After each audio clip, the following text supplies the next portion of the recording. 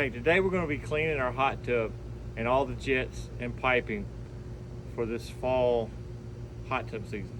So today we're using Fire Purge.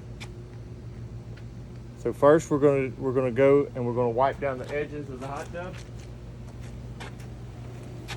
We have a plastic brush, scrub all the sides, and we're going to wipe the edge line from where these bubbles come up.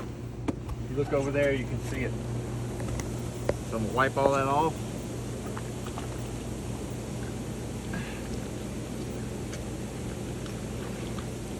Then the next step after I do that, we're gonna remove the filter. Remove the filter. We're gonna put this back. Let me wipe that down over there, and we'll grab back. So we've wiped our whole edges down. We've removed the filter. Now we're going to add the whole contents of this. Now for this, you have to have the hot tub above 94 degrees. And then you're going to put it in, run it for 5 minutes with all the jets on. And then you're going to run it for 24 hours, just circulating. We'll turn all my jets on.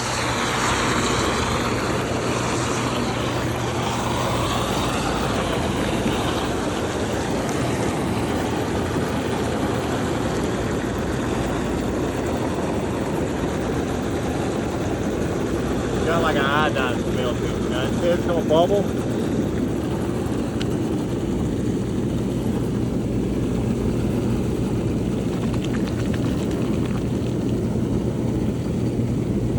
And we'll let that go. And we'll monitor our bubbles to make sure you don't overflow.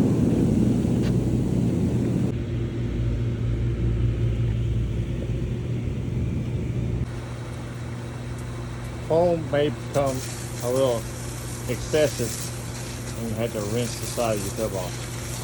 If it does, just turn the jets off, wait a few minutes, and then start the process over. You run it for 5 minutes, and you can turn off the air in your hot tub. You can relieve these bubbles by just using a water hose and wash them away, like this guy is. So this is what it looks like after about 30-40 minutes. And then we'll just let it run overnight, and then we'll drain it tomorrow, wash it all down, and then fill it back with water. We'll show you that process tomorrow. All right, so this is a siphon. I'll show you how to start a siphon the easiest way without having to do the old suck on the hose deal. You come here, you take your hose, stick it under water like that until all the bubbles come out. Stick your finger over both ends like this, your thumbs, block the ends off. Lay it over the side, let your finger off the end. No sucking. And then it will just suck all the water out of the hot tub.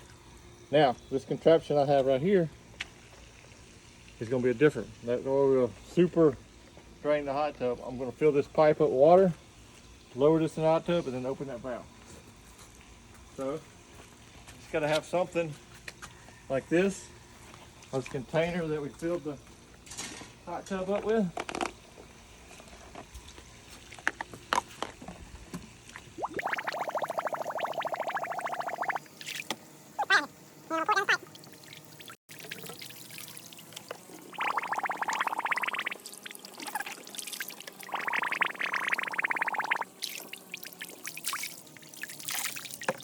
You need to be where you're at. You need to be right here.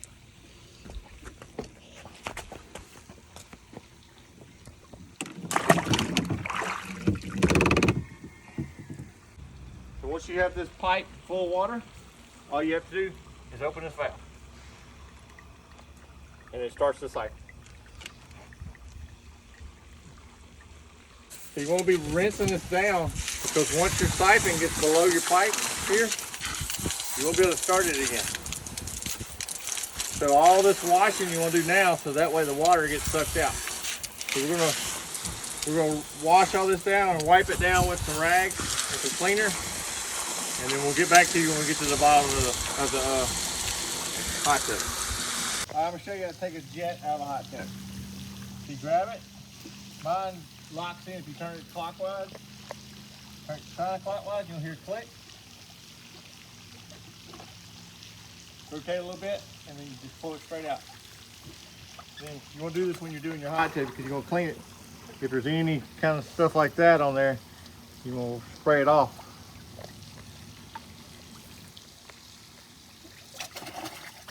You'll rinse it out because that's the whole purpose of draining your hot tub. Get everything clean. Get all around to there.